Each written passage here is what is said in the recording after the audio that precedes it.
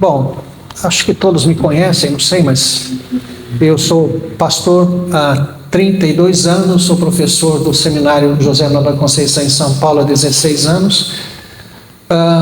Atualmente eu estou de licença do pastorado, tenho pregado em várias igrejas. Este ano estou de licença, ano que vem, se Deus permitir, vou voltar a uma igreja fixa. Mas eu tenho tido experiências boas aí em vários lugares, né? Já preguei no Nordeste, Centro-Oeste, Sul, tenho rodado aí. Acabei de chegar da Missão Kaiowá, estava lá na semana passada, tanto no campo de Dourados quanto no de Amambai. Eu já conhecia, porque eu fui pastor ali em Fátima do Sul por 4 anos, do lado de Dourados, conheci esses 2 campos já. Mas foi muito bom o contato com os indígenas, muito queridos. Então, de manhã eu dava aula para eles no seminário, à noite dava palestra para as lideranças e à tarde visitava. Então, foi bem intenso. Essas saídas são bem intensas, algo parecido com Guiné-Bissau quando eu estou lá, né? Então, tem sido bom, tem sido bênção, Deus tem abençoado. O que nós deveremos fazer hoje é estudarmos as origens do povo de Deus, o propósito de Deus com o próprio ser humano, o que é a igreja, porque às vezes nós não sabemos o que oferecer, o que é esse Cristo, o que ele vem fazer. Então nós deveremos falar mais sobre isso hoje. Amanhã vamos seguir um pouco mais sobre a questão missionária no Antigo e no Novo Testamento. No domingo pela manhã, na escola dominical, pretendo mostrar algumas fotos dos campos que eu já visitei e continuar a falar sobre missões. É isso. Então vamos fazer uma oração para nós começarmos. Senhor nosso Deus, graças te damos de todo o coração pela bênção e o privilégio de estarmos juntos. Pedimos que o Senhor fale ao nosso coração, que a tua palavra, ó Deus, sempre nos edifique, sempre nos deixe maravilhados com sua profundidade. Que o Senhor assim, ó Deus, nos impacte esta noite com a importância, ó Deus, da obra missionária, o que é isto para a igreja. Que o Senhor assim nos abençoe, receba a nossa gratidão, perdoa, Deus, os nossos pecados. Nós oramos no nome de Jesus. Amém. Nós vamos começar lendo no Evangelho de Lucas, no capítulo 3, verso 38. Isto aqui é uma palestra muito aberta, é mais como uma aula, viu? Fiquem à vontade para perguntar o que vocês quiserem, tá bom? Assim também dá para eu tomar uma aguinha, se tiver. Tá lá. Tá aqui? Tá aqui. Uma aguinha e alguma coisa assim. Então fiquem bem à vontade para perguntar. Se vocês não perguntarem, eu vou perguntar para vocês, tá bom? Então, é para perguntar. Lucas, capítulo 3, verso 38. Quem achar, leia em voz alta. É esse mesmo. Esse que você está olhando, é ele mesmo. Não tenha medo.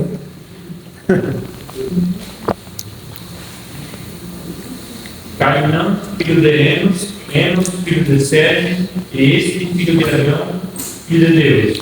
Isso. Geralmente os crentes pulam genealogia, né? Parece que serve para nada. Mas as genealogias têm um papel muito importante nas Escrituras, não apenas para falar da descendência, ou da ascendência, no caso aqui de Jesus, né? Que vai até Adão. Veja, Lucas é o evangelho mais gentílico que nós temos. Então os evangelhos, eles têm uma espécie de ênfase. O evangelho de Mateus é o mais judaico. Começa com livro da genealogia de Jesus Cristo, filho de Abraão, filho de Davi. E depois a própria genealogia é composta em blocos de 14. E o próprio texto, Mateus, diz isso, que de fulano até cicrano 14, Beltrano até 14. Por que 14? Porque no hebraico, na língua hebraica, as línguas antigas de forma geral não têm numerais. O número 1, 2, 3 não tem. Quando nós falamos, por exemplo, de algarismos romanos, o que são algarismos romanos? Letras, não é isso? Você já ouviu o Waze falando a rua Pio 12? Já ouviu? É Pio Xi, é assim que ele fala, né? Ele lê Pio Xi, né? Porque são letras. Então veja, na antiguidade não tinham números, os números eram letras. No hebraico não era diferente, as letras eram também números. Então, se você pegar o nome de Davi, as letras do nome de Davi, somando dá 14. Um Dalet, um Vav, um Dalet. 4 mais 6 mais 4, costuma dar 14. Então, por isso, vejam, o Mateus, ele constrói a genealogia de Jesus em blocos de 14, estruturado com o nome de Davi. Então, veja, mais judaico do que isso, o rei, né? Não tem. Então, veja, o Evangelho de Mateus já começa assim, filho de Abraão, filho de Davi, e ainda estrutura com o nome de Davi, é judaico. Não é que é só para o judeu, mas a ênfase é judaica. Tanto é que nos pais da igreja é dito, nós não temos como comprovar isso, mas que Mateus foi escrito primeiro em aramaico, depois traduzido para o grego, para servir também para os gentios. Isso é uma possibilidade, não temos como comprovar, mas vejam como ele tem uma ênfase judaica, né, de evangelizar, de falar de Jesus para o judeu. O evangelho de Marcos já é um evangelho romano, né? Quem escreveu Marcos? A fonte é Pedro. Quem escreveu? João Marcos. João Marcos, aquele mesmo que abandonou Paulo na primeira viagem missionária, que Paulo não quis levar na segunda. A história de João Marcos é maravilhosa. Qualquer hora dessa eu prego um sermão biográfico sobre ele, já preguei, é muito bom, excelente. A história de João Marcos, a história de restauração, né? Mas veja, a principal teoria sobre a composição de Marcos, porque vejam, todos os evangelhos são anônimos. No texto bíblico não está Evangelho de João, não está. Nós dependemos da história, da tradição cristã, para que nós conheçamos estes autores dos evangelhos. As cartas está Paulo, apóstolo, né? Você tem lá no texto o autor, mas os evangelhos nós não temos. Nós dependemos do testemunho dos pais da igreja para indicar a autoria. Então veja, quando nós falamos de Marcos como autor de do evangelho de Marcos, a principal ideia de sua composição, e isto nós temos os pais da igreja. Vocês sabem o que são os pais da igreja? São os documentos e teólogos entre o 2º e o 5º século da era cristã. Então você tem tanto os homens quanto os documentos que eles produziram sendo chamados de pais da igreja, que é uma época que reflete ainda o cristianismo original. Então, quando nós falamos, por exemplo, da reforma, o que foi a reforma? Foi uma volta a Agostinho, um dos últimos pais da igreja, bispo de Hipona. Se vocês não leram Confissões de Agostinho, leiam, é um livro fascinante, edificante. E Agostinho é o pai da reforma, embora tendo vivido no 5º século. Por que o pai da reforma? Bom, isso eu já estou adiantando a palestra de outubro, tá? Só uma palhinha aqui. Então veja, Lutero era monge agostiniano, e Calvino, dentre os escritores que ele mais citou, o que ele mais citou foi Agostinho. Então os escritos de Agostinho, a teologia de Agostinho é uma volta, a reforma volta ao pensamento da igreja primitiva, né? Bom, mas veja, então, quando nós falamos do evangelho de João Marcos, nós estamos falando de um evangelho de alguém que registrou as palavras de Pedro em Roma.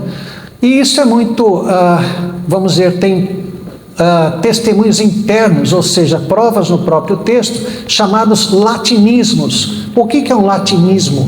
É uma palavra que é transliterada para o grego. O que é uma transliteração? Não é uma tradução. Uma tradução é quando você coloca o sentido equivalente na sua língua da palavra estrangeira, né? Então, se eu pego dog, é cão, estou fazendo uma tradução. Mas uma transliteração é quando você substitui os caracteres da língua de um alfabeto diferente pelos equivalentes na sua língua, do seu alfabeto, né? Então, vamos pegar, por exemplo, o nome antropos, no grego, né? Você tem alfa, ni, teta, rho, ômicron, pi, ômicron, sigma. Então você vai pegar o alfa, no nosso alfabeto equivale o A, o sigma, o S, e assim você vai substituindo pelas letras equivalentes do seu alfabeto. Então você tem no Evangelho de Marcos termos latinos que você tem equivalente no grego, ou seja, Marcos não precisava ter usado aquela palavra no latim, ele tinha a palavra no grego. Se ele usou a palavra no latim, indica que o seu auditório, a quem ele estava falando, ou aquele que estava falando, falou ao auditório de língua latina, romanos. Né? Então, por isso que a teoria mais forte é que João Marcos escreveu as palavras de Pedro pregando aos romanos, registrando, portanto, na língua grega. E você tem o Evangelho de João, já que eu estou falando dos evangelhos, vamos fechar com o quarto, né? O Evangelho de João foi o último evangelho a ser escrito. Provavelmente o primeiro foi Marcos. E Marcos usado como fonte para Mateus e Lucas. Se você juntar Mateus e Lucas, você vai encontrar todo o Evangelho de Marcos, todinho.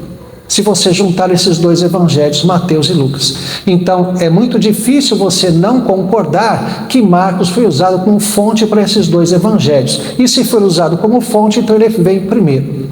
E, em último lugar, sem dúvida alguma, você tem João, escrito ali na década de 80, 85, mais ou menos, a partir de Éfeso. Jerusalém já estava destruída. João, que era um dos apóstolos de Jerusalém, vai para a Ásia Menor, está em Éfeso, e de lá ele escreve o Evangelho de João.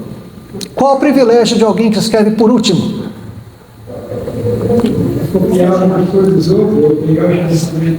Pegar os pensamentos dos outros. Bom, se vale disso. Está no rumo, mas é um foco um pouquinho diferente. O que seria? Qual é o privilégio de você escrever por último? O problema é, já disseram muito, né? Quase tudo já disseram, mas qual seria o ponto forte aí? Você dizer o quê? O que não foi dito. Vocês já viram? Você pega os sinóticos, Mateus, Marcos e Lucas. Sabe o que significa sinótico? No grego, sim é uma preposição que quer dizer junto. Simpatia, pathos, em grego é sentimento. Simpatia é ter um sentimento conjunto. Então é quando você com outra pessoa tem o mesmo sentimento, simpatia, né? Então, sinótico é ver ao mesmo tempo. Então, geralmente se ilustra Mateus, Marcos e Lucas com 3 janelas na mesma parede. O que você vê em 3 janelas na mesma parede?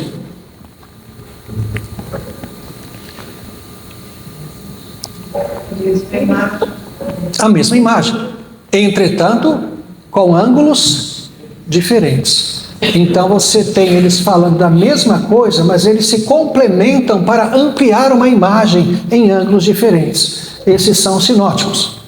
Se você pegar os sinóticos, vocês vão ver cada unidade textual, cada evento sobre a vida de Cristo, você tem nas nossas Bíblias o que é chamado ali de referência cruzada, né? Você tem as passagens dos outros evangelhos. Se você procurar isso em João, você vai ver que na maioria das vezes não tem. O que isso me mostra? Que é material inédito, só João está falando isso. Você não encontra isso nem em Mateus, nem em Marcos, nem em Lucas. Né? Então isso é o privilégio de você escrever por último, contar os que os outros não contaram. Por exemplo, na narrativa da ceia de Mateus, Marcos e Lucas, você tem ali de 3 a 5 versos, 6 no máximo, para falar da ceia. Sabe quanto João dedica a isso? 7 capítulos, o sermão do cenáculo. Desde o capítulo 13 ao capítulo 17, João está contando o que aconteceu durante a ceia. Enquanto os sinóticos falam em 6, 7 versículos, João fala em 7 capítulos. Privilégio de quem escreve por último. Né? Então vejam, e já para uma igreja completamente helenizada, ou seja, já não há mais cristianismo judaico, Jerusalém foi destruída, a igreja da Judéia desapareceu, as igrejas são apenas gentílicas, quando João escreve o seu evangelho no ano 85. Bom, então vejam, por que Lucas então retrocede até Adão? Vocês sabem por que Adão tem esse nome? Adam.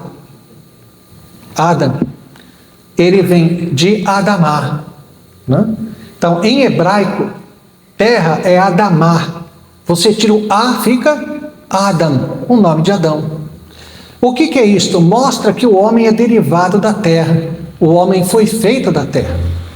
É interessante que em culturas no mundo você tem isto ainda preservado, como por exemplo, na cultura Guarani, Maíra, que foi o primeiro homem, veio debaixo de um jatobá. Portanto, ele veio de onde? Da terra. Qual é a cor de um indígena? É marrom, né? Veio da terra. É interessante. Vejam como isso se cruza com ciência, né? No chamado criacionismo científico, se diz que Adão era emão emim. Na genética, emão emão é o negro, emim eminho é o branco. Emão eminho é um mulato, alguém que transita entre os dois extremos aqui. E no chamado criacionismo científico se diz então, que é ciência, que Adão era emão eminho. Ele era da cor da terra, feito do pó da terra, exatamente emão eminho, para poder produzir o branco como seus descendentes e também o negro, e todas as variantes, né? Bom, mas vejam, isto retrocede então até Adão. Por que Adão? Vejam, qual era a nacionalidade de Adão?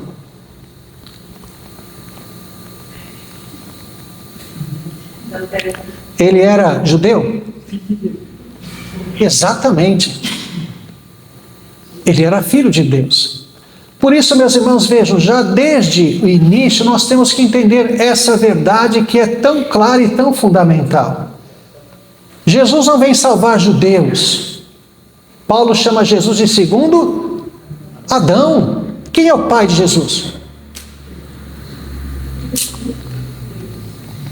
Interessante. Deus, com toda certeza, mas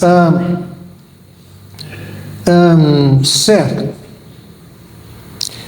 Quando nós vemos aqui a genealogia,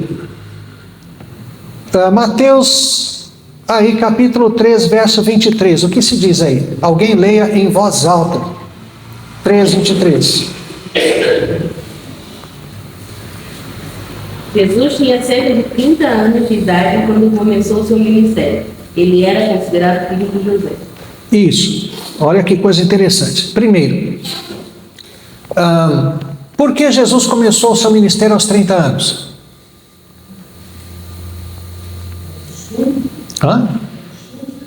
Com certeza. Com certeza. Não, é um costume, mas há uma explicação específica. O que era isso? Era a maioridade plena. Então, hoje é chamado Bar Mitzvah, que quer dizer em hebraico filho do mandamento, quando o adolescente judeu se torna responsável pela lei por seus atos, aos 13 anos, como era na época de Jesus. Aqui mesmo, no Evangelho de Lucas, nós temos a narrativa da ida de José, Maria e Jesus até Jerusalém, quando Jesus tinha 12 anos, para uma espécie de treinamento para mostrar a Jesus o que ele começaria a fazer a partir dos 13, que ele ia se tornar filho da lei, ele ia assumir a lei. Agora ele seria responsável diante de Deus por si mesmo. Mas os privilégios da maioridade iam sendo acrescentados até os 30 anos. Era aos 30 anos, por exemplo, que você poderia entrar em uma sinagoga, pegar um texto de um profeta e expor esse texto. Antes disso, não. Então, veja, Jesus obrigatoriamente tinha que esperar até os 30 anos para ser considerado o que ele era chamado de jovem rabi. Veja, jovem rabi. Por quê? Porque logo que fez os 30 anos já estava nas sinagogas. Um jovem rabi, exercendo o seu direito. Então, veja, o que diz o texto. Ao começar os seus ministérios aos 30 anos, era como se cuidava filho de José. Jesus era filho de José? Um dos maiores xingamentos que Jesus já ouviu está registrado no capítulo 8, 6 a 8 por ali, no Evangelho de João, quando os judeus dizem a Jesus o seguinte: sabemos quem é nosso Pai. No Brasil se tem um palavrão indicando exatamente isto, né? Porque os judeus sabiam que Jesus era, entre aspas, um filho ilegítimo. Para o judeu, Maria tinha adulterado. Né? Eu acho que eu já disse isso aqui, mas se eu não disse, vou dizer. Maria deve ter dado à luz a Jesus por volta de 14 anos. As meninas esperavam a menarca para casar. E era possivelmente isto que José estava esperando. Porque ele era noivo, porque não se casou ainda, porque estava esperando. Maria, então, segundo o costume da época, se casou com José, aí logo depois de conceber, devia ter uns 15 anos. José, por sua vez, já devia ter por volta de uns 40 anos. Para nós isso certamente parece até mesmo absurdo, não é? Mas vejam a sabedoria de Deus. Deus colocou um homem maduro, muito crente e sábio, obediente, para cuidar de Maria e do recém-nascido Jesus. Eu sou fã de José, tanto do Egito quanto o padrasto de Jesus, não é? Para um homem, veja, os homens aqui presentes, será que você gostaria de se casar com uma mulher grávida cujo filho não é seu? Não é uma situação assim muito agradável para começar um casamento, né? Mas diz a José, o que está no ventre dela é do Espírito Santo, e José obedece. Aí você está lá, né? Vocês sabem que a cena do presépio está errada, né? Que Jesus chega, quando os chamados magos, que não eram magos, eram astrólogos, e não sabemos se eram 3 ou mais, porque a Bíblia não diz, mas quando eles chegam para falar com Herodes, eles dizem que passaram 2 anos seguindo a estrela. Então, quando Jesus nasceu, a estrela brilha no Oriente. E os, sei lá quantos, se são 3, 4, não sei, mas eles não se conheciam. Eles se conheceram no trajeto a Jerusalém. Aí encontraram-se, falaram com Herodes, e Herodes então disse, olha, né, vem depois me dizer, porque eu também quero honrá-lo, mas na verdade queria matá-lo. E instruídos até de forma sobrenatural, eles foram embora, mas Herodes manda matar as crianças de 2 anos para baixo, exatamente por causa disso. Porque Jesus já teria 2 anos quando eles chegaram. Então, veja, José estava ali, sua vida tranquila, aparece Gabriel de novo e diz, olha, pega tudo e vai embora. Você já imaginou isso? Você gostaria de fazer isso? Simplesmente, e não é assim, você tem 6 meses para... Não, amanheceu, vai embora, some. E ele foi, e diz a Bíblia que ele dispôs o coração. Aí está lá, estabelecido no Egito, tudo certo. Aí aparece Gabriel, você de novo, né? Volta. Aí você larga tudo de novo. E o que aparece? Dispôs-se José. E meus irmãos, aí nós vemos o que é obediência.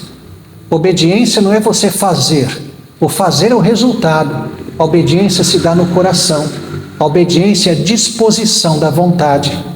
É quando nós dispomos a nossa vontade a fazer o que é correto. Então, quando nós dispomos a vontade, o resultado vem naturalmente. Quem é pai aqui sabe que se nós temos um filho que até vai fazer aquilo que foi dito, mas ele sai chutando a porta, você reconhece isso como obediência? De jeito nenhum. Obedecer não é apenas fazer. Obedecer é você assumir o que foi dito como sua vontade. Por isso não há nenhuma expressão de obediência maior do que aquilo que Jesus nos ensinou a pedir, seja feita a tua vontade. É você querer a vontade de Deus. Isso é obediência. A obediência é a disposição da vontade. Dispôs-se José e fez, né? Então você assimila aquilo como sendo a sua vontade. Jesus disse isso no Getsemane, né? Pai, se possível for, passa de mim esse cálice, mas seja feita a tua vontade, não é o que eu quero, mas sim o que tu queres, e a disposição da vontade. Então, muitas vezes a nossa vontade vai ser diferente, mas nós temos que dispor a nossa vontade, e isso é obediência. Por isso eu sou fã de José. Então, ele já devia ter aí os seus 40 anos, mais ou menos, quando casou-se com Maria. E é por isso que nós não vemos José depois na narrativa dos 12 anos de Cristo, porque ele já tinha morrido. Por isso, por exemplo, vocês já fizeram culto das 7 palavras, fazem culto de Páscoa, então alguém já deve ter dito isso, né? Quando Jesus diz, mulher, eis aí teu filho, filho, eis aí tua mãe, estava falando a João, discípulo amado. João, que era um aristocrata de Jerusalém, que conhecia Anás, Caifás, tinha acesso a esses sumos sacerdotes, e por isso podia estar até no julgamento de Jesus, lá no pátio da casa dos sumos sacerdotes, como ele estava, e pôs Pedro lá dentro por influência. Então, João estava ali, era o único, porque ele não corria risco, os outros fugiram tudo. Então, Jesus diz a João, eis aí tua mãe, eis aí teu filho. O que Jesus está fazendo? Como primogênito, após a morte do pai, o responsável pela casa e o cuidado da mãe é o primogênito. Então Jesus estava passando a guarda de sua mãe a alguém de confiança, uma vez que os demais irmãos dele, nós sabemos, Judas, Tiago, Simão e José, ele tinha 4 irmãos, não estavam por ali. Acredita-se que esses irmãos foram convertidos depois, pelo menos Judas e Tiago foram convertidos. Por que foram? Porque as cartas que temos na Bíblia foram escritas por eles, meio-irmãos de Jesus, filhos de José e Maria, Tiago e Judas. Bom, então vejam, a questão é, Jesus não era filho de José. Então, esse conceito é muito interessante, vejam. Jesus é um segundo Adão. Quem é o pai de Jesus? Deus, assim como foi pai de Adão. Um conceito chamado cabeça de raça ou função federativa, vocês já ouviram isso? É de representatividade. Então, Jesus foi colocado como representante, assim como Adão. Nós somos descendência de Adão, sim ou não? Sim. Nós somos representados por Adão? Não somos mais, já fomos. Os ímpios são. Nós somos como crentes representados por Cristo? Sim. Nós somos descendentes de Cristo? Não. Não existe o priorado de Sião. Alguém aqui já leu o Código da Vinci? Quando eu estava aí na nata, eu me fiz obrigado a ler, até gostei, um romance interessante, mas com muitos erros, obviamente. Ele sugere que Jesus, seguindo o evangelho de Tomé, ou de Filipe, um dos dois aí, que sugere que Jesus se casou com Maria Madalena e teve filhos. É um evangelho apócrifo. Obviamente Jesus não veio para isso, não há nada de errado no casamento. A questão é que o Filho de Deus não se encarnou para ter filhos, está completamente fora do propósito de Deus isso. Mas então, o autor lá, o Dan Brown, fala de o priorado de Sião, que seria então essa descendência de Jesus física, na carne, e que vários notáveis na história, então Leonardo da Vinci e outros, foram desse priorado de Sião. Isso é obviamente ridículo, balela. Mas Jesus não veio para isso. Então veja, Jesus não tem essa ênfase, Então nós não temos fisicalidade nenhuma em Cristo. Então vejam, qual o conceito mais importante? Nós éramos representados por Adão, sim ou não? Sim, éramos. Somos descendência de Adão? Somos. Nós somos representados por Cristo? Sim. Somos descendência de Cristo? Não. Qual é o conceito mais importante então? Descendência ou representatividade? Representatividade. Nós somos representados por Cristo. Não somos descendências na carne de Jesus. Então, por que isso é importante? Para entendermos exatamente o que está acontecendo aqui. Jesus nasce na descendência de Adão, porque nasce no ventre de Maria. Mas ele não é descendente de Adão, porque quem é o pai dele? Deus. Para salvar quem? Descendente de Adão. Então Jesus nasce na descendência de Adão, sem ser descendente de Adão, para salvar descendentes de Adão. Isso é a encarnação. Porque se nós colocarmos Jesus na genealogia de Adão, ele seria representado por Adão, mas não é, obviamente. ele é filho de Deus. Então, isso é interessante, porque veja como Lucas registra, era como se cuidava filho de José. O que ele quer dizer com isso? Que ele era representado, o pai dele era tido como José, mas não era o pai dele. É isso que ele está dizendo aqui. Não é?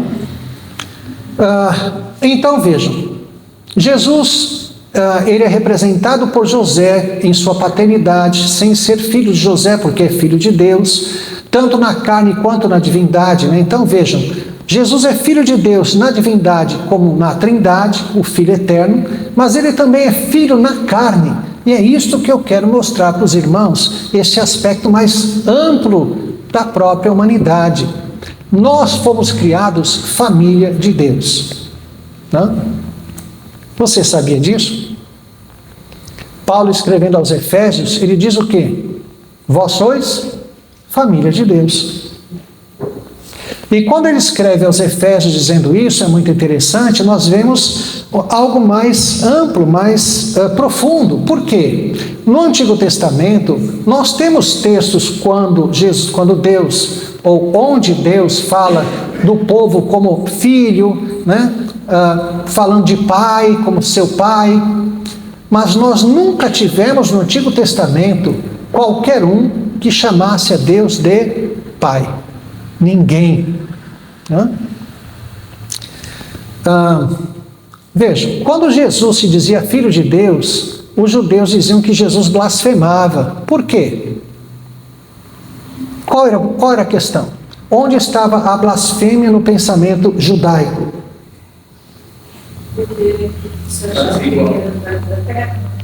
Fazer igual. Para o judeu, ser filho era ser de mesma essência. Um boi pode gerar um cachorro? Não. Um homem pode gerar um pato? Então, Deus pode gerar quem? Deus. Era assim que o judeu entendia. Então, quando Jesus se dizia filho de Deus, o judeu dizia blasfema. Por quê? Porque está se fazendo igual a Deus. Porque filho é de mesma essência. Entendem? Então, Jesus não apenas se dizia filho de Deus, ele nos ordenou chamar a Deus de Pai. Quem nós somos? Filhos. Então veja, no Antigo Testamento nunca alguém ousou chamar a Deus de Pai. Todas as vezes Jesus chamou a Deus de Pai, menos uma. Quando foi? Deus meu. De novo, culto das 7 palavras, né? Eloi, Eloi, lama sabachthani. Deus meu, por que me desamparaste? Por que só ali Jesus chama a Deus de Deus e não de Pai? Porque ali ele está como representante de nós pecadores. Ele está assumindo toda a maldição do pecado. Ele está ali sofrendo toda a maldição do pecado. É o inferno. Calvino diz que o inferno subiu à cruz nesse momento, né? O inferno é um local, sem dúvida. Onde fica o inferno? Para que lado? O céu fica para onde? O céu é para cima? É isso? Onde é em cima é um planeta redondo que gira. No espaço, o planeta está em pé, de lado ou de ponta cabeça? Não existe ponto de referência. Não existe, né? Norte, sul, leste, oeste no espaço, não tem isso, né? Então veja, é lógico que o céu existe, mas não é para lá. E também o inferno existe, mas não é para baixo, né? Lá em São Paulo estão fazendo estação do metrô a 50 metros abaixo da terra. Eu falei, vai ser um demônio, né? Vai ser uma estação quente o negócio ali, né? Então, não é para baixo. Isso é são figuras, né? São mitos. Então, o céu existe, mas a figura é mitológica. Por que o céu é para cima? Onde estão as coisas mais gloriosas que nós conhecemos? Sol, lua, estrela. Então, isso se associa a Deus. Onde estão as coisas assim mais quentes, mais lava, vulcão, tudo para baixo. Então é isso, simples assim, né? Então o céu para cima, o inferno para baixo. Não é, né? Lógico que não é. Existem céu e inferno, mas não é nessa direção, mesmo porque seria difícil calcular qual o ângulo certinho de acesso ao céu, né? Não dá. Hã? 3 céus, né? O primeiro das aves, o segundo dos planetas e estrelas e o terceiro a morada de Deus, né? Então veja, quando nós falamos disso, né, Deus nos ordena a chamá-lo de Pai. Por que isto? Porque com a vinda de Cristo se resgata esse propósito original de Deus de criar um ser para chamá-lo de Filho. Adão, filho de Deus. É o que nós lemos aqui, né? Embora na língua grega não esteja a palavra filho, isso aqui é o que é chamado de um genitivo de descendência. Aqui fala exatamente dessa origem por paternidade. Então por isso se traduz como filho, porque essa é a ideia mesmo. Adão foi criado para ser filho de Deus. Por isso que nós chamamos a Deus de Pai. Por isso que a igreja é chamada por Paulo de família de Deus. Porque é isto, o que Deus pretendeu desde o início foi criar, ter seres criados para tratá-los como filhos. Não? E mais do que isso, lembra-se quando Paulo diz, porque dele, por meio dele, para ele são todas as coisas. Nós existimos onde? Na criação, certo? Nós fomos criados em que dia?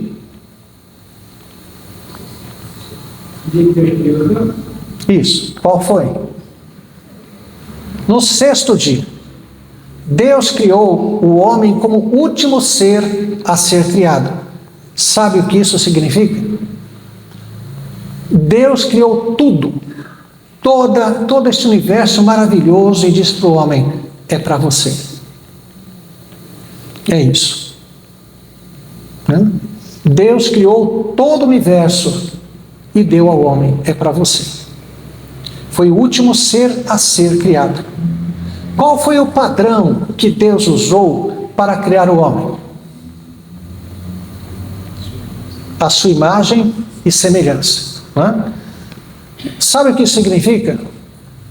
Nós podemos dizer assim, que esta ideia de que Deus criou o homem à sua imagem e semelhança, significa que o homem é reflexo da própria divindade na criação. Podemos dizer que se Deus fosse uma criatura, seria um homem. Isso é o ser humano. Por isso, meus irmãos, não existe ser mais magnífico do que um ser humano. Os anjos não são maiores, nem arcanjo, nem serafim, querubim, não são. O ser mais esplêndido criado por Deus se chama homem. Isso por vários motivos. Desde o fato do homem ser o único ser híbrido, caminhante de 2 mundos. Qual é a essência de um anjo? Ele é? Sim. O que ele é? Espírito. O único texto que define um anjo está na carta aos Hebreus, quando ele diz, não são eles espíritos ministradores a serviço dos que hão de crer? Eles são definidos como espírito. E os animais são o quê? Corpo, matéria. O ser humano é o único que caminha nesses 2 mundos. Ele é físico e espiritual. Não há ser como o homem. E o homem, por isso, ele junta a criação visível e a criação invisível em sua própria existência. Ele é físico e espiritual. Ao homem foi dado o governo da criação. Exatamente o que o diabo usurpou e hoje é chamado de príncipe deste mundo. É o que Jesus retoma como segundo Adão. Aquilo que eu já falei aqui, do embate entre reino das trevas e reino de Deus, lembram-se disso? O que é o reino de Deus trazido por Cristo?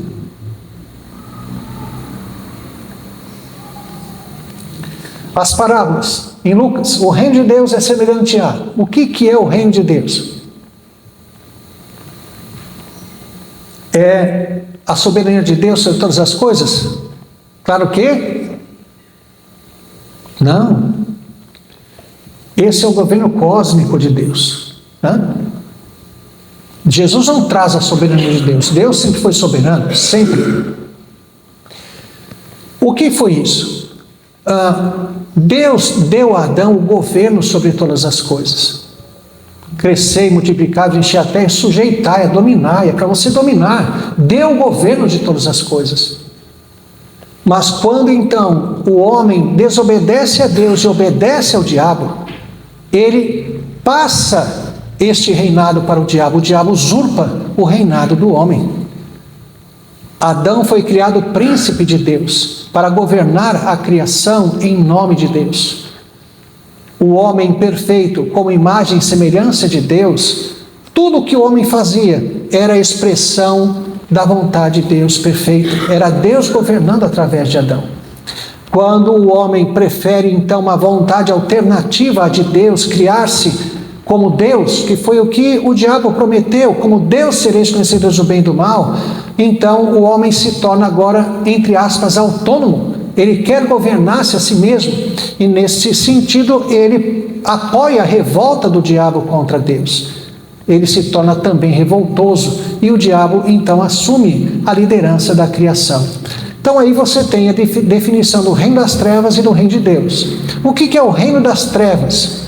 É o diabo, seus anjos com todos os ímpios. O que é o reino de Deus trazido por Cristo? É a recuperação desse reino perdido por Adão, agora por um segundo Adão, que se assenta novamente no trono que Deus deu à humanidade, com toda a igreja, com todos os eleitos. Então você tem um embate entre reino de Deus e reino das trevas, debaixo da soberania de Deus, né? Governando todas as coisas. Então, quando vemos a vinda de Cristo, o que nós temos é exatamente a indicação disto, deste reino sendo recuperado. Deus fez o homem para governar sobre todas as coisas. Que mais? O homem tem capacidade reprodutiva, anjo não se reproduz. Em o livro apócrifo de Enoque, nós não temos a cópia ou a parte exatamente deste livro que trata disso, mas nós temos indicações nos pais da igreja deste texto, desse livro apócrifo, que diz que os filhos de Deus que se casaram com as filhas dos homens narrados em Gênesis eram na verdade anjos, que possuíram mulheres e que geraram filhos com elas, e o resultado foram gigantes. Bom, certo não, errado, né? Por quê? Vocês já imaginaram qual o tamanho de um ventre materno para gerar um gigante? Como uma mulher podia gerar um gigante? Como ela podia parir um gigante? As ideias são ridículas, absurdas. Um anjo não tem corpo. Como ele poderia ter desejos sexuais se ele não tem corpo? Ele é assexuado.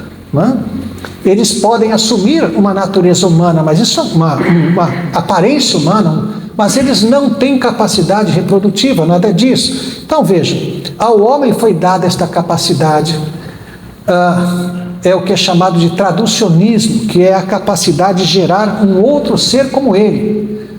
Antigamente aí se pensava que uma ideia mais ou menos chamada depósito de almas, né, que o homem ao gerar um corpo, né, a uma mulher engravidar e gerar o corpo, era só o corpo, Deus mandava a alma do céu, né? Então era assim, 35 descia, 36 descia. Não, aí passou-se a ideia de que Deus deu ao homem a capacidade de reprodução, de gerar corpo e alma, né? E é isto mesmo, a reprodução é reproduzir, não é só corpo e Deus manda a alma, isso não existe, né? O anjo não tem isso. A própria questão, acima de tudo, de Deus ser também homem. Que ser na criação desfruta deste status de ter o próprio Criador como um deles? E meus irmãos, vejam isso, né? Vocês sabiam que Deus não aprende nada? Sabiam disso? Deus nada aprende. Por quê? Porque Ele sabe tudo. Quem sabe tudo não aprende nada, né? O nosso raciocínio, ele é conclusivo. Toda conclusão é um aprendizado. Então eu penso, aprendi. Pronto. Um anjo muda? O anjo altera alguma coisa? Eles são mutáveis ou eles são imutáveis? Qual a essência de um anjo? Um espírito muda? Tem espelho, olha, nossa, Santíssima Trindade, vocês sabem. Quando eu falo nossa, é a Santíssima Trindade. Quando ele olha no espelho, não olha no espelho, não vê nada, não tem aparência. Então veja, um anjo muda? Claro que sim. Veja, a imutabilidade é um atributo incomunicável. Já ouviram falar dos atributos comunicáveis e incomunicáveis? O que são os atributos comunicáveis de Deus? Características do ser de Deus que ele repassou para o homem. Qual a essência de Deus? Corpo ou espírito? Então, a imagem e semelhança de Deus em nós está no corpo ou no espírito? No espírito. Deus não tem cabeça, mão, pé, tem. Então, são virtudes do ser de Deus que foram passadas ao nosso espírito. Isto é a imagem e semelhança de Deus em nós. Mas Deus não nos fez deuses. Por exemplo, o que é a aceidade? É a autoexistência de Deus. Ele existe. Nós devemos voltar a isso daqui a pouco, né? Então veja, há atributos que não foram passados a nós. Esses são os atributos incomunicáveis que definem a Trindade, a divindade. Então, o ser humano, ele tem o reflexo de Deus. E Deus, então, criou este ser para que ele, Deus, fosse um dia este ser. Então, nós pensamos sequencialmente. Por que Jesus se encarnou? Para salvar o homem, certo? Mas isto, veja, é uma informação que nós temos dentro de uma sequência de fatos. E aquele que já tem todos os fatos diante de si? Tudo pronto. Então nós entendemos que o objetivo de Deus, acima de tudo, foi exatamente a encarnação. Deus governou e dirigiu todas as coisas para centralizar um único fato: ele nascer como um de nós. Dele, por meio dele, para ele são todas as coisas. A salvação do homem é para ele. Por isso tenham cuidado com aquele negócio de que Deus me ama. Veja, Deus nos ama. Claro, mas o que é esse amor? É muito diferente do que nós concebemos como amor. Primeiro, que o amor de Deus não é emocional. O amor de Deus é prático. Deus amou o mundo de tal maneira que agiu, fez. Né? Jacó amava Raquel. Por quê? Trabalhou 14 anos por ela. Não existe amor sem sacrifício, sem dedicação, não existe. Deus criou tudo por bondade, mas o seu amor só é visto quando ele se sacrifica. Deus amou o mundo que sacrificou. Não existe amor sem sacrifício. Você pode praticar um ato de bondade, que não representa qualquer sacrifício, mas amor, tem que haver esforço, dedicação, sacrifício. Sem isso não é amor. Serviço, atuação, não é emoção. Então, Deus nos ama, mas veja, o que é aquilo de mais digno de todo o amor de Deus? O que mais merece o amor de Deus? Pensem. Quem é aquele que mais merece todo o amor de Deus? Não. Merece. O pecador seria a graça. Merece. Quem é digno de todo o amor de Deus, indiscutivelmente? Ele mesmo. Há algo ou alguém mais digno do amor de Deus do que Ele mesmo? Fonte de todo bem, de toda glória, de toda majestade. Então, dele, por meio dele e para ele. Deus nos salva, é como se Ele nos incluísse no amor que tem por si mesmo. Uma das cenas mais belas que nós vemos nas Escrituras é quando o Filho entrega ao Pai um povo santo. O que é isso? É Deus fazendo de nós um presente para Ele mesmo. Quem é o Filho? Deus. E o que Ele está fazendo? Entregando um povo santo ao Pai. Então, é um presente de Deus para Ele mesmo. Isso é o que nós somos. Um povo santo, um povo de glória, um povo para a glória do Pai. Por isso que essa coisa de chantagem emocional, todas essas coisas não colam, como se diz, né? Não funcionam com Deus. Porque Deus não é emotivo desse jeito, né? As emoções de Deus são muito diferentes das nossas, se podemos dizer assim, né? Então, veja, quando falamos disto, né, de quem é Deus, né, e de quem Ele fez como nós existimos na criação, nós falamos. Agora pensem, onde Deus existe? Nós existimos nesse mundo. E Deus? Existe um mundo onde Deus habita? Onde Deus existe?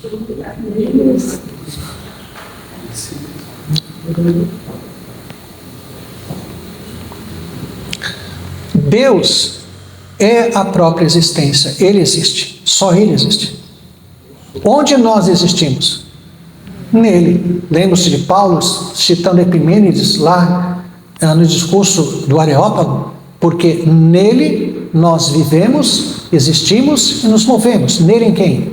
Em Deus. Nós existimos em Deus, nos movemos em Deus. É isso. Deus é a existência. Ele é a própria existência. Só Ele existe. Por isso, vejam, o conceito de vida eterna. O que é eternidade?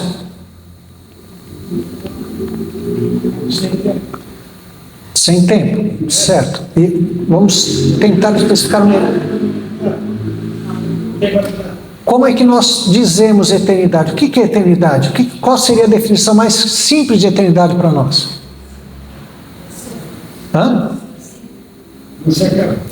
Aí é infinito.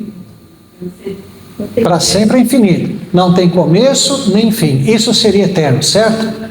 Nós temos vida eterna, não tem começo nem fim? Não temos. Quem é o único que não tem começo nem fim? Deus. Por que então a nossa vida em Cristo é chamada de vida eterna? Porque não é do ponto de vista temporal. Nós pensamos eternidade em relação ao tempo, não tem começo nem fim. Mas é do ponto de vista de essência. Nós viveremos com o Deus eterno, em harmonia na existência eterna de Deus. Do ponto de vista temporal, uma vida que não acaba, infinita na eternidade de Deus, na existência de Deus. Por isso é vida eterna, quanto à sua essência. Vivemos a eternidade de Deus, mas não somos eternos do ponto de vista temporal, porque eternidade do ponto de vista temporal é começo e não ter começo e não tem fim. Nós fomos criados. Do ponto de vista temporal, nossa vida é infinita. Vamos viver infinitamente, para sempre, na eternidade do Deus eterno. Por isso é vida eterna. Entendam, vida na eternidade. Então, vejam, Deus então cria o homem para que ele fosse um destes seres um dia. Esse era o objetivo máximo. Deus não pensa sequencialmente. O objetivo máximo de Deus era a encarnação. Podemos dizer que é quando Jesus nasce que a criação finalmente se encerra. Toda a criação, ela visa a encarnação. Deus não seria glorificado apenas, se podemos dizer apenas, de fora da criação como Criador. Ele seria também glorificado de dentro da criação como criatura, como o líder e representante de todos os homens, um segundo Adão. E isto depois de mostrar todo o seu amor. Porque veja, o primeiro Adão não conhecia o amor de Deus, conhecia a bondade, não havia sacrifício. Ao permitir a entrada do pecado no mundo, Deus então oportuniza mostrar algo que o homem jamais conheceria deste Criador, que era o seu amor. O Criador, agora também Salvador. Isto Adão jamais conheceria. É pela entrada do pecado no mundo que Deus se sujeita a todas as coisas e se sacrifica, mostrando o seu amor. E então ele mostra algo que é muito maior do que o poder da criação, é o poder da salvação. Porque o poder da salvação inclui a criação, a restauração de todas as coisas e a anulação da dívida, o pagamento da dívida. Porque vejam, o que é a salvação? É a restauração de tudo. É restauração de tudo. Então, Deus faz com que todas as coisas convirjam novamente àquele ponto da queda de Adão. Então vejam, o que Adão morreu fisicamente quando pecou, sim ou não? Claro que sim. Sim. Por quê? A eternidade é uma vida que não passa, mas a nossa vida passa.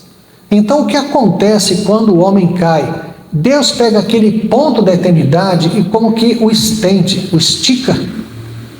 E Adão, ao invés de morrer naquele momento, vai morrendo aos poucos. Como nós estamos morrendo a cada segundo. Isto que nós temos não é vida. Vida, onde há vida não há morte, onde há morte não há vida. Isso aqui é uma subsistência. Todos nós estamos morrendo a cada segundo. Desde o momento que houve a fecundação do óvulo de nossa mãe, nosso tempo começou a correr. Já estamos morrendo. Então vejam. E por que isso teria que ser assim? Porque se a morte do homem física fosse instantânea, não haveria como salvá-lo.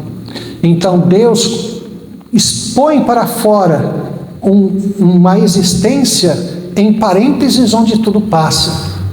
Um mundo onde tudo passa. Deus não criou um mundo assim, onde tudo passa, onde a morte é a grande chave de compreensão da humanidade. Este nosso mundo é um mundo marcado em tudo pela morte. Nós até comemos animais mortos. É melhor do que comer os vivos, certamente. Mas, veja, nós nos alimentamos da morte. Quando você compra uma caixa de hambúrguer, não vem escrito, aqui jaz o boi fulano de tal, uma cruzinha, uma estrelinha ali. Mas é isso, é morte. Nós estamos cercados de morte, tudo morre. E morte não é apenas a morte orgânica, física. O que quer dizer morte? Morte quer dizer separação. Separação. Quando o homem caiu, o que aconteceu entre Deus e o homem? Separados. O que aconteceu entre o homem e sua esposa? Hoje há divórcios, separação. O que aconteceu entre o pai e filho? Rompimento. Caim é banido da presença do seu pai, porque matou Abel. O que aconteceu entre os irmãos? Caim matou Abel, separação. O que aconteceu entre o homem e a criação? O homem se tornou o maior predador da criação, e a criação o maior agente da morte do homem, através de doenças, de pragas, de sol, de enchente, de tudo. A separação, esta vida é marcada pela morte em tudo, portanto não é vida, é uma existência em um estado de morte. Isto é o que define isto que nós chamamos de vida. Onde a vida não há morte, onde há morte não há vida. Então, o que nós temos em Cristo é a vida eterna. Por quê? Disse Jesus: quem ouve as minhas palavras e crê naquele que me enviou, tem a vida eterna. Não entra em juízo e já passou da morte para a vida. Então veja, nós hoje temos vida, mas o que significa isso? Que o que nós já temos é uma implantação de uma nova natureza que é eterna. Estamos vivos para Deus, o que não exclui o momento da minha morte física. Quando eu morrer fisicamente, ainda será vida, porque eu estou em Cristo. A promessa da vida está aí. O mundo criado por Deus não existia morte, assim como não haverá morte após o retorno de Jesus e a restauração de todas as coisas. Então, meus irmãos, vejam. Quando nós falamos de evangelização de missões, nós temos que pensar nisso. O que nós estamos fazendo? Nós estamos pregando o evangelho de restauração de tudo. Nós estamos pregando uma eternidade eterna com Deus em um mundo perfeito. Estamos pregando o fim desta história de pecado, de queda.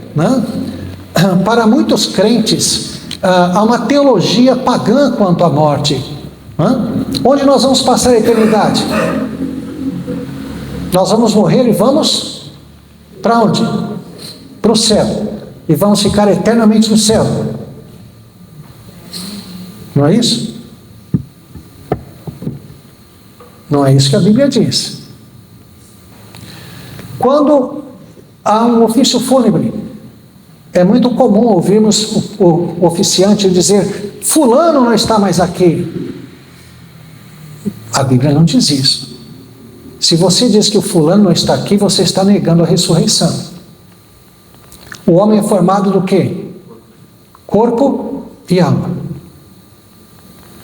Então ele está. Parte dele está aqui. Esse corpo que está aqui vai ressuscitar. Isso é salvação. Se eu digo que ele não está mais aqui, então o corpo é descartável. A minha mãe dizia isso, eu já não diz mais porque ela já me ouviu várias vezes falando sobre isso. Ela dizia assim: olha, quando eu morrer, pode jogar o meu corpo em qualquer vala. Mas não é assim. O cristianismo dá grande valor ao corpo, porque há ressurreição, há todo um tratamento com aquele corpo, ele é sepultado com dignidade, porque ele vai ressuscitar. Isso é evangelho. Paulo diz: se Cristo não ressuscitou, é vã minha fé, vã nossa pregação, e somos os mais infelizes de todos os homens. Por quê? Então não há salvação. Qual é o último inimigo a ser vencido? Por quê? Quando é que a morte é vencida? Não. Ali, quando nós vamos vencer a morte? Na volta de Cristo. Quando é que Cristo volta? No final. Vou dizer uma coisa agora, vocês vão ficar meio assustados, hein? Aliás, já deve ter ficado assustado, mas mais uma coisa. Vocês sabiam que aqueles que estão no céu estão mortos? Os que estão no céu estão mortos? Sabia disso? Eles estão lá porque morreram, não foi isso? Se você abrir lá no capítulo 6 de Apocalipse, na abertura do 5º selo, você vai lá ouvir aqueles que estavam mortos por causa da palavra de Deus, do testemunho, dizerem: até quando, soberano Senhor, não julgas nem vingas o nosso sangue dos que habitam sobre a terra? Estavam mortos. O que é morte? Separação. No caso deles, não é morte espiritual, estão com Deus, mas é morte física, eles foram separados do corpo, eles estão mortos. Esta não é a vida que Deus tem para eles, porque vida significa ressurreição. O homem não foi criado espírito, o homem foi criado corpo e espírito. Se Deus salvar apenas o meu espírito, Ele não está me salvando, está salvando apenas o meu espírito.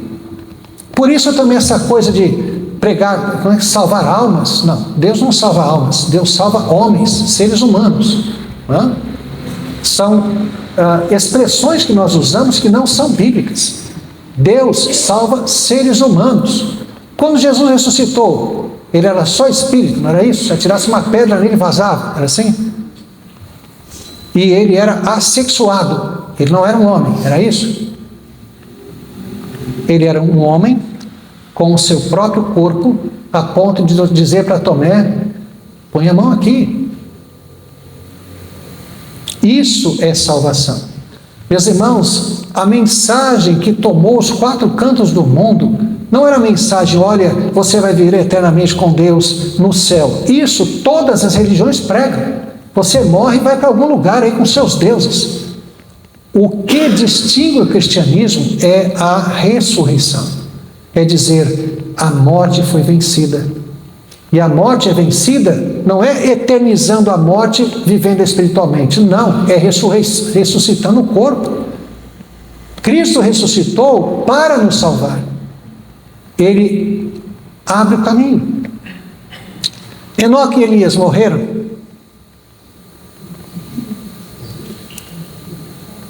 O que aconteceu com Enoque?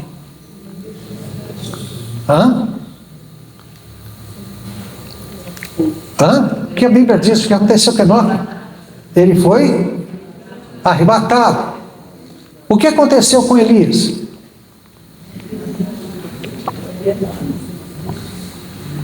Ele foi ao céu em um redemoinho, né? A carruagem fez separação e ele foi no redemoinho. Agora veja, quando nós vemos o autor aos Hebreus falar de Enoque, ele diz que ele foi trasladado para não ver a morte, e não que ele não morreu. E quando nós vamos lá ler a narrativa do arrebatamento de Elias, os próprios discípulos dele foram procurar o corpo sobre os montes, porque até para eles essa ideia não cabia. Deus criou o homem, corpo e alma, certo? O espírito. Como estaria um corpo no céu? Assim, pairando assim. É assim? E ainda que pudesse ir um corpo para o céu, poderia ser um corpo caído, corruptível como este, ou teria que ser um corpo de glória? Quem é chamado primogênito dos mortos? Alguém poderia ressuscitar para a glória antes de Jesus? Então, necessariamente, Enoque e Elias morreram e estarão na ressurreição final. Sim, finalmente uma pergunta? Por favor. Quando Jesus disse para o ladrão da cruz, hoje mesmo estará comigo no paraíso. Está falando do estado intermediário, né? Está falando de ele estar espiritualmente com Cristo no céu. Então, vocês vão morrer aqui, nós vamos... Isso, então veja. Na teologia, criou-se... Não tem purgatório, não tem limbos infantes, nada disso, veja. Então, na teologia se criou a expressão estado intermediário da alma. Por que intermediário? O que é intermediário é o que é temporário. Então, quando a pessoa morre, o que acontece? Ou ela vai para o céu ou vai para o inferno. Este é um estado intermediário. Por que intermediário? Porque ainda não tem o corpo. Nas Escrituras, o destino eterno, tanto de quem vai ser salvo como de quem vai ser condenado, é fisicamente. Os ímpios também receberão um corpo indestrutível para sofrer fisicamente no inferno, porque hoje eles só sofrem espiritualmente, mas vão sofrer fisicamente também. Assim como os que estão na glória hoje celestial têm apenas alegrias espirituais, mas eles também terão alegrias físicas, prazeres físicos, na recomposição da criação. A criação não será destruída, ela será restaurada, né? É o que nós vemos lá em Romanos capítulo 8. Né? A criação geme e suporta angústias, aguardando a redenção, quando ela haverá de ser redimida. Né? Então, a criação será restaurada e o homem também será ressuscitado. Né? Então, por isso, né? Enoque e Elias tiveram que morrer, porque antes de Jesus ninguém pode alcançar a glória plena na ressurreição. Eles deverão estar lá, sim. Não, Marta e Lázaro, depois Paulo. Tá, Lázaro que foi morto e ressuscitou, é isso? Sim, exato, ele tem a experiência celestial e volta, não tem como... Se podemos... Isso, mas veja, essa ressuscitação de Lázaro é para esta terra, né? Não é a ressurreição final. A ressurreição final é definitiva. Então, eu até chamo isso de ressuscitação. Dorcas, Lázaro, né? Eutico, outros que foram ressuscitados para esta terra, né? O filho da viúva de Naim, né? Todos esses daí voltaram para esta terra. O menino que Elias ressuscita. Então, mas não é a ressurreição final, né? A ressurreição final é cabal e definitiva de um corpo de glória imortal. Outra pergunta. Sim. Mas quando Jesus ressuscitou, muitos ressuscitaram com ele. Né? Como se, teologicamente, como isso... São dois tipos de ressurreição, exatamente o que nós estamos falando aqui. A ressurreição de Jesus é a ressurreição para a glória, um corpo incorruptível. A ressurreição daqueles que entraram em Jerusalém foi para mostrar como um sinal da morte de Cristo, como aquele era de fato o autor da vida, o Deus encarnado, o Messias prometido, foi um sinal. Por que isso?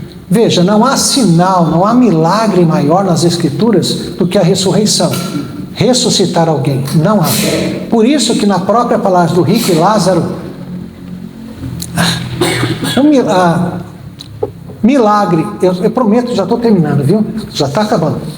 Um milagre, presenciar um milagre pode levar alguém à conversão, sim ou não? Alguém que presencia um milagre pode ser convertido porque presencia um milagre? Claro que não, de jeito nenhum. Por que não? Passagem do rico e Lázaro. O rico morreu, foi para o inferno. Lázaro morreu, foi para o céu. Alguns dizem que um dos maiores sofrimentos que vai ter no inferno é a agonia de alma, de você poder ver o céu eternamente. Então você no inferno é como ter um telão lá, e você vê a glória daqueles que estão eternamente com Deus, e você no inferno fritando, né? Porque a passagem do rico e Lázaro é descrita assim: Lázaro, o rico do inferno podia ver Lázaro, mas Lázaro não podia vê-lo, né? E ele então pede para que Abraão mandasse alguém lá para sua casa para pregar a sua família, para que eles não fossem para o inferno como o rico. Qual é a resposta que Jesus dá? Eles têm a lei e os profetas. O que é a lei e os profetas? A Bíblia, a palavra, o Antigo Testamento. E emenda: ainda que ressuscitasse alguém dentre os mortos, eles não creriam. Então por que Jesus realizou milagres? Qual foi o objetivo? Para que as pessoas cresçam. Você tem que testar para ter estabilidade. Então veja. Eu acho que eu falei da última vez aqui, 5 minutinhos, já vou parar mesmo, viu? Vocês se lembram da doutrina do remanescente fiel? Sabem o que é isso? O que é remanescente? O que ficou, o que sobrou, né? Vocês se lembram de Elias, diante de Deus, dizendo assim: mataram todo mundo, fiquei sozinho. Qual a resposta de Deus? Guardei 7.000 que não dobraram os joelhos a Baal. Essa é a doutrina do remanescente fiel. Ou seja, nunca houve ou haverá tempo em que não haja povo de Deus sobre a terra, ainda que um remanescente. Então, mesmo nos maiores momentos de perseguição, de apostasia, existe povo de Deus. Deus guardou alguns para si. Nem todos se perderam. Deus guardou. É a doutrina do remanescente fiel. Como é que estava Jerusalém na época de Jesus? Povo santo, consagrado, não era assim? Estava em apostasia. O próprio Jesus chora à vista de Jerusalém. Mas veja, lembram-se de João Batista no cárcere. Manda 2 discípulos a Jesus perguntando: és tu ou haveremos de esperar outro? Qual foi a resposta? Os surdos veem, os cegos ouvem. Geralmente é assim, né? Mas os cegos veem, os surdos ouvem, os coxos andam. O que é isso? O que Jesus estava dizendo a João Batista? Veja os sinais. João Batista era um crente ou um perdido?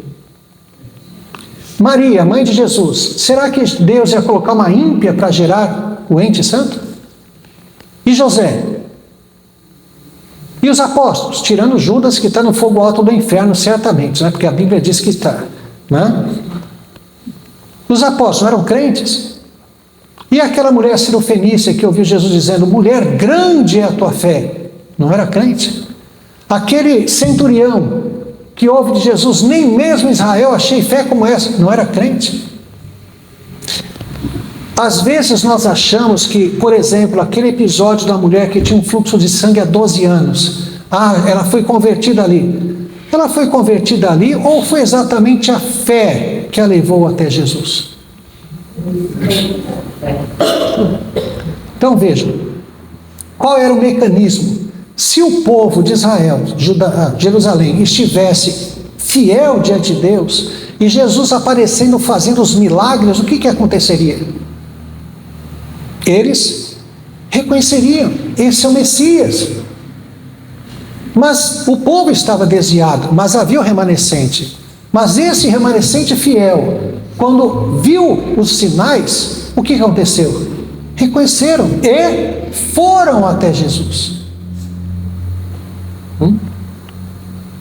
Então, esses que vão até Jesus, como essa mulher que ouviu: vai, a tua fé te salvou, ela era uma salva. Não foi ali que ela foi salva, ela já era salva. Foi a fé que a levou até ali. É o remanescente fiel, né? Então, quando nós vemos isso, né, sabemos que o povo estava em apostasia, em sua grande parte, que, veja, presenciar um milagre pode levar alguém à fé. O maior de todos os milagres é ressuscitar alguém.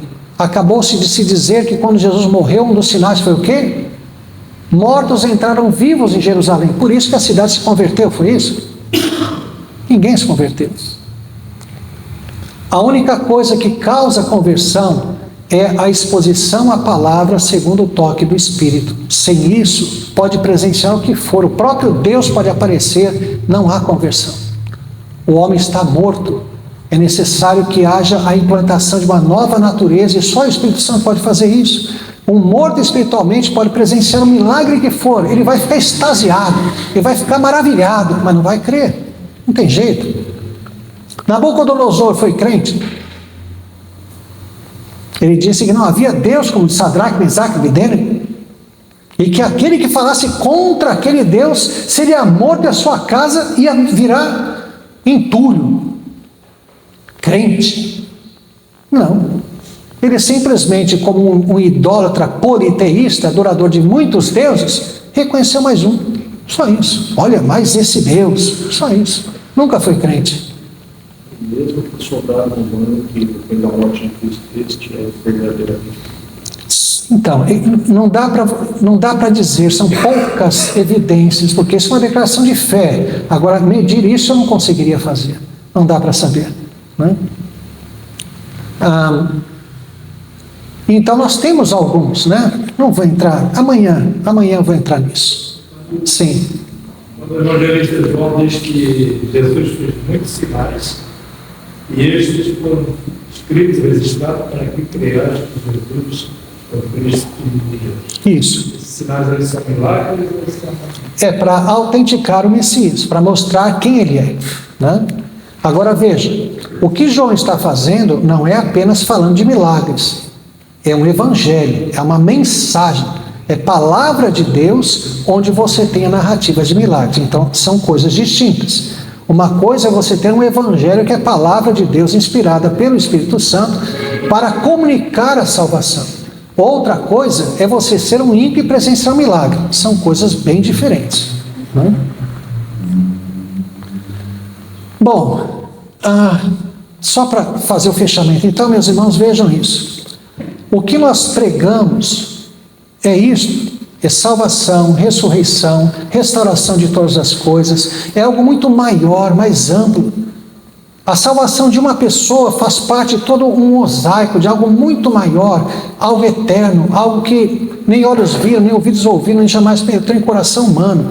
Então, quando falamos de evangelização, temos que ter um olhar mais aberto, mais amplo, para entendermos isso, sim. Pastor, voltando ali, a pessoa, você salva, tem que ser nessa vida. Tem uma passagem que Cristo, quando morreu, ele desceu e pregou a morte. Tem. Então, veja, existem pelo menos 16 interpretações dessa passagem, tá? Aqui os reformados geralmente adotam é que este que foi pregar aos espíritos em prisão entende que a vida de Noé, o testemunho de Noé, que haveria um dilúvio como juiz de Deus, que isso foi a pregação de Jesus à sua época, e os espíritos em prisão era a geração de Noé, que não entendeu ou não aceitou essa pregação. Entendeu essa interpretação? Então vamos de novo.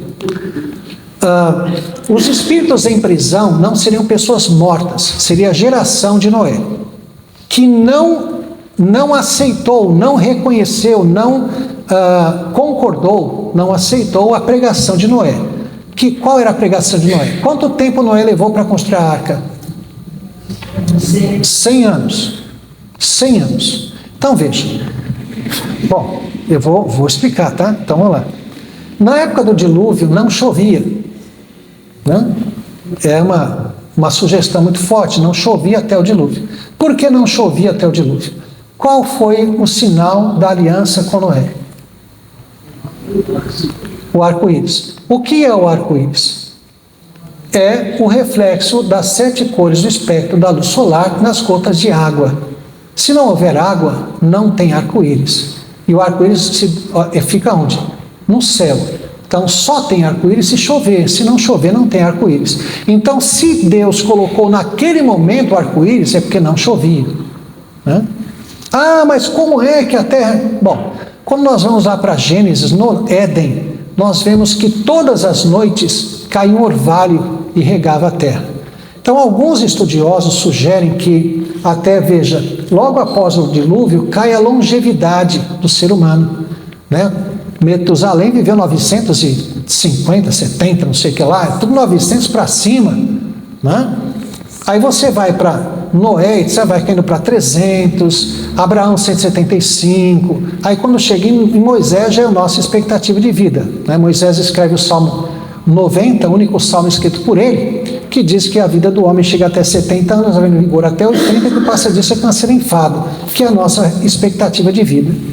Então, alguns dizem que foi no dilúvio que Deus modificou algo da criação que causou também a limitação da vida do homem, que mudou alguma coisa na criação, e que este fato de começar a chover seria uma evidência disso, de que Deus alterou alguma coisa na criação que provocou isto no ser humano, né? Então, então veja, eu sou da opinião.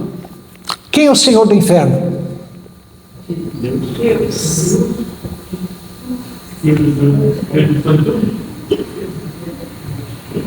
Quem é o Senhor do inferno?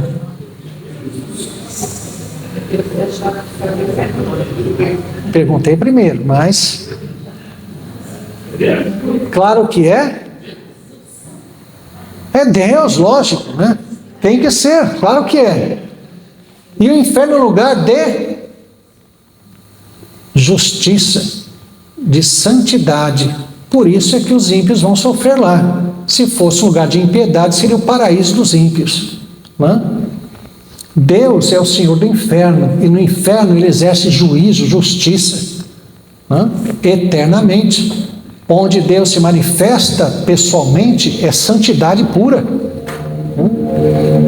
Por isso, bom, então, deixa para lá, senão vai prolongar demais. Então, eu sou da opinião, qual era o problema de Jesus se manifestar no inferno, teologicamente? Nenhum. Quem é o Senhor do inferno? Deus. Então, nós dizemos, nossa Santíssima Trindade, ele se manifestou no inferno. Qual o problema disso? O que foi o dilúvio? O dilúvio foi um juízo total, mas não final. Qual foi o elemento que Deus usou no dilúvio? Água. Água lava. Deus lavou a iniquidade da humanidade e começou de novo. O juízo final é fogo, é definitivo, é restauração. O juízo do dilúvio para uma primeira humanidade que acabou. Aquela primeira humanidade sofreu um juízo final, mas não total, né? Mas não final no sentido de não há mais terra. Foi final para aquela primeira geração pré-diluviana. Acabou ali, começou uma nova a partir de Noé. Noé é o segundo Adão. Se nós lermos ali Gênesis 9, está lá, crescei, multiplicai, enchei a terra, sujeitai. A quem Deus disse isso? A Adão, ele repete a Noé. Tudo que vos dei a erva verde, agora também vos dou os animais, tudo que se move, né? O chinês levou isso muito a sério, tudo se move, eles comem, né? Barata, tudo. Então veja, então há uma adaptação, vamos dizer assim, da aliança feita com Adão, agora Noé. Por quê? Porque agora é uma aliança com o homem caído, lá era um homem perfeito. Então, eu sou da seguinte opinião, que Jesus se manifesta ao inferno glorioso àquela primeira geração pré-diluviana para mostrar exatamente o juízo que eles perderam. Eles não creram na pregação de Noé, não creram na realidade do juízo de Deus. E está lá o Salvador que eles perderam. Eu acho que faz todo sentido o Salvador se manifestar àquela primeira geração que já sofreu um juízo total, mas ainda não final, para mostrar isso. Vocês não creram em Noé. E tem um texto que diz, né? Está aqui, quem é maior do que Jonas, quem é maior que Salomão, está lá quem era maior do que Noé também, né? Então, há muitas interpretações disso, né? Mas o que nós devemos compreender é que Pedro, quando diz isso, que Jesus foi pregar os espíritos em prisão, está falando exatamente da realidade da salvação, do juízo de Deus e tudo isso, né? Pega a arca como uma espécie de símbolo da salvação, que pela arca Deus... Isso, exatamente, uma tipologia de Cristo, exatamente isso, né? Certo? Então é isso. Então, se Deus permitir, amanhã daremos continuidade a coisas bem interessantes, viu? Mas, então lembrem-se, né, o que nós pregamos é isso, é a restauração de tudo. É para isso que nós trabalhamos, para a restauração de todas as coisas. É algo muito maior do que distribuir folheto, essas coisas. É muito mais do que isso, tá bom? Vamos fazer uma oração, e aí, não sei se encerra, mas passamos a palavra ali. Vamos orar. Senhor nosso Deus, graças te damos de todo o coração pela bênção de podermos, ó Deus, refletir em textos, em temas tão profundos, verdades tão abençoadoras. Sabemos, ó Deus, que o que o Senhor tem para nós em Cristo é algo muito maior do que a salvação de um pecador. É, ó Deus, a restauração de todas as coisas, é a glorificação, a exaltação da glória do Senhor na pessoa de Cristo como Deus homem. Que o Senhor assim nos ajude, ó Deus, a compreender a profundidade, a grandeza, a glória de tudo isso, e que nós assim falemos, ó Deus, de coração, tudo aquilo que vivemos e aprendemos contigo. Abençoa-nos, ó Deus, abençoa esta igreja, sua liderança, seu pastor, dirige a todos, ó Deus, guarda-nos na noite de sono, dá-nos o descanso que necessitamos e que amanhã possamos levantar todos para te servir mais um dia. Nós oramos pedindo perdão pelos nossos pecados e agradecidos no nome de Jesus. Amém. Que Deus abençoe a todos.